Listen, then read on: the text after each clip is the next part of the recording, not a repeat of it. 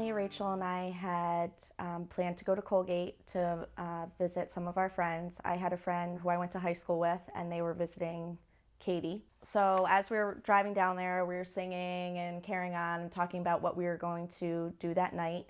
And when we got to Colgate's campus, we parked the car. I took my stuff out of the trunk. They took their stuff out of the trunk. We went our separate ways. I was going to see my friend, Lighty.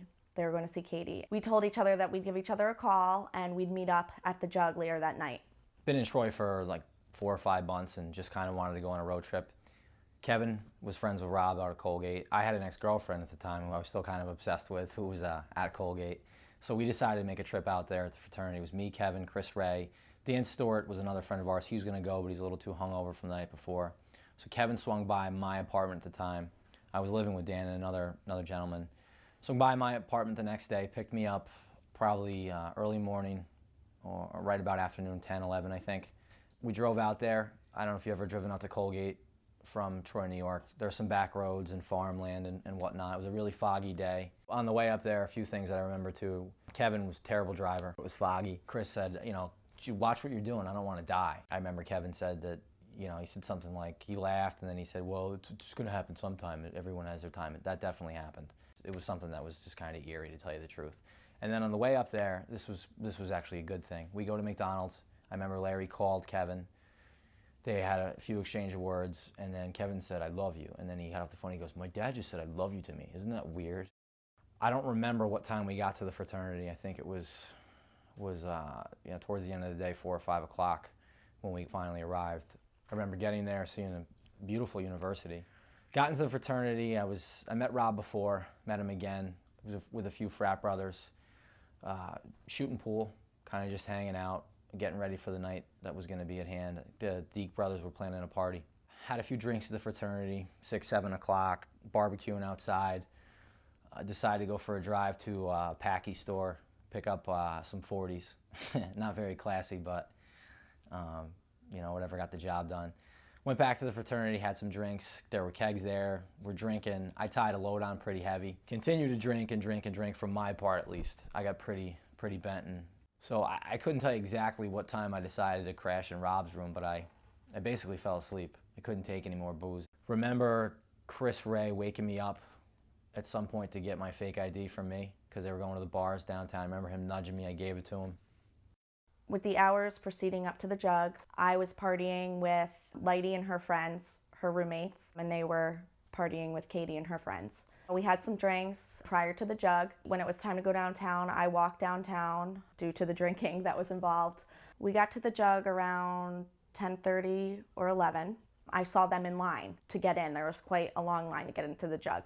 And someone needed an ID. I think it was one of their friends needed an ID. So we did the pass back thing where, you know, you get in and then you have someone else take it. Eventually everyone got in and we were having fun. We were dancing on the dance floor, drinking, introducing our friends to their friends. It was a really good time. Probably about an hour or two had passed. We were all hanging out together and they came up to me and said that they were hungry. They were gonna go get a piece of pizza. And I said, oh, I wanna come with you too. So I went up to my friend Lighty and I said, you know, let's go get pizza with the girls. I'm really hungry. And she said, well, one of my friends just got here. Can we wait? They said, all right, well, we'll meet you at the pizza place. Then we left the Jug probably around 1 o'clock in the morning to go to the pizza parlor. We got there.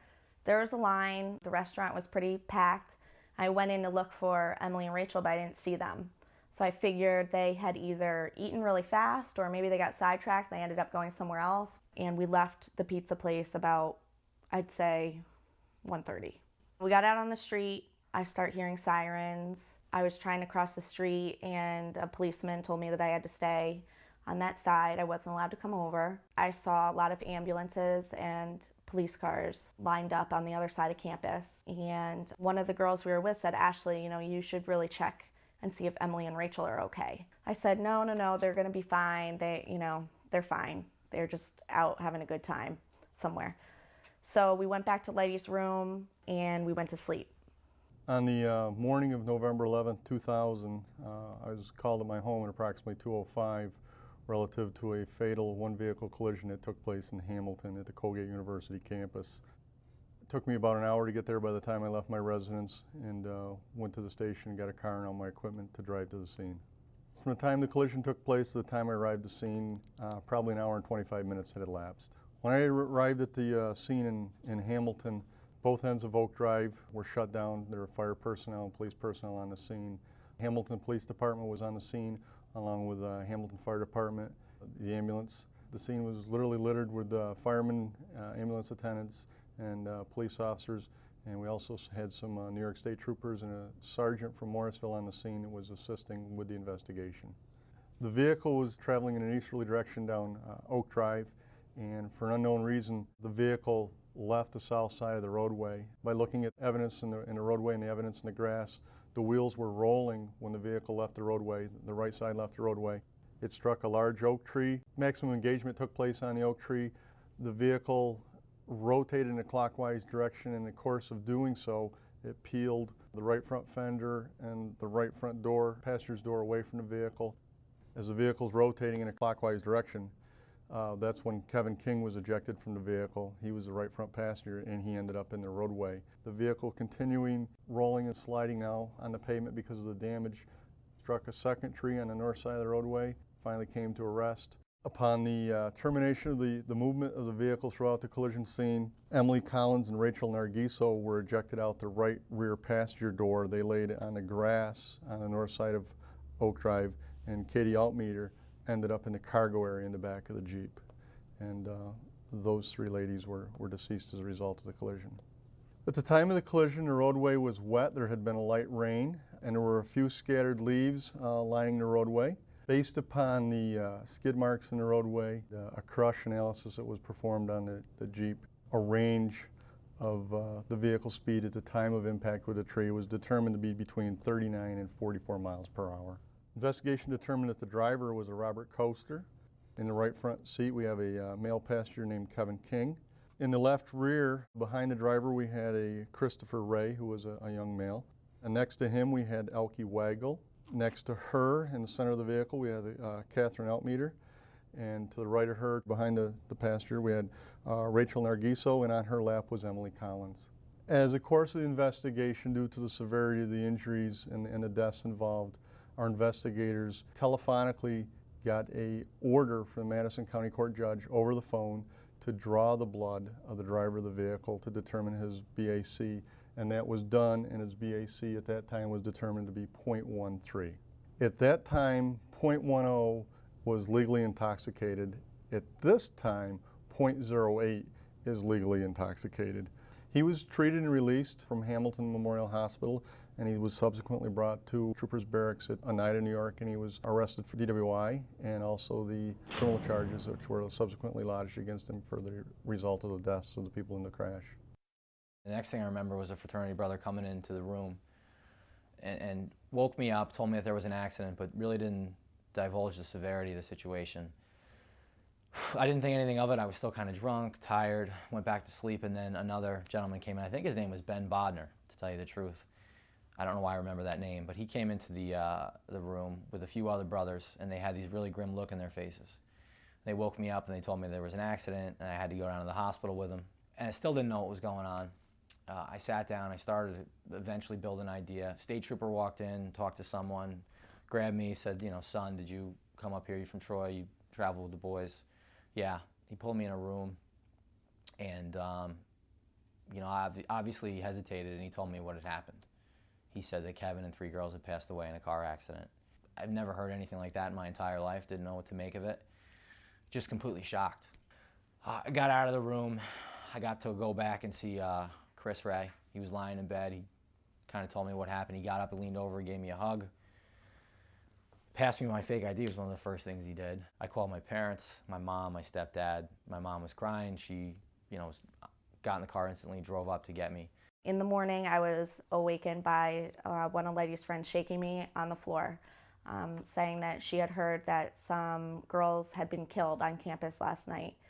She didn't know where they were from, but she thought that maybe I should go get some information just in case they're Emily and Rachel. Woke up Letty, she came with me, and we ran down to the chapel on campus that was pretty close to the dorm. So I sat down on one of the pews with Lighty. She held my hand. They made the announcement that there were some people killed, 2 Colgate students and 2 William Smith students. So right then and there I knew that they had been killed. After the chapel, I got in a state trooper vehicle with my friend Lighty. She came with me, and off we went to Syracuse to identify bodies. I had to sign in and wait for a while. Then I went into the family room where there was a window with a curtain over it, and then they wheeled the body in and opened the curtain, and I identified Rachel. They would not let me identify Emily due to cuts on her face. Crazy thing is some of those kids were only in that car a short time, maybe for less than a couple minutes. They were only going to drive up the hill for less than a mile for the evening.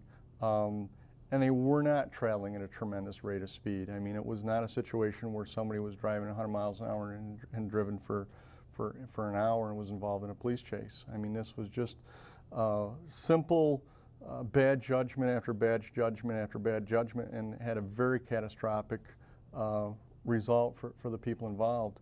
And the message that I give to young kids when I talk to them about this and I show the photos from it is, we look at the different photos, and some of the photos have the victims in them, and I'll go down through the photos and I'll say, you know, who here hurt the worst? And the kids get talking amongst themselves about, you know, whether it's a guy that was in the roadway or the girls or whatever. And I said, you know, in reality, who hurt the worst here is the parents, the friends, and the families. Because there's not going to be a Christmas, there's not going to be a birthday, there's not going to be a graduation to where somebody in that family, a mom or a dad or a sister or brother, is going to realize that they're short of their family member. And that's what I try to stress to the kids. And I tell them that, you know, when you get into a situation to where, you know, the hair on the back of your neck stands up, or you just get that funny feeling in your guts, or that one of those deals you start thinking that, you know, Mom and Dad probably really wouldn't be too proud of me if I did this tonight. Think about this. This is a good example of how catastrophic it can turn out, and use your good judgment and bail out of that situation and get to a safe place.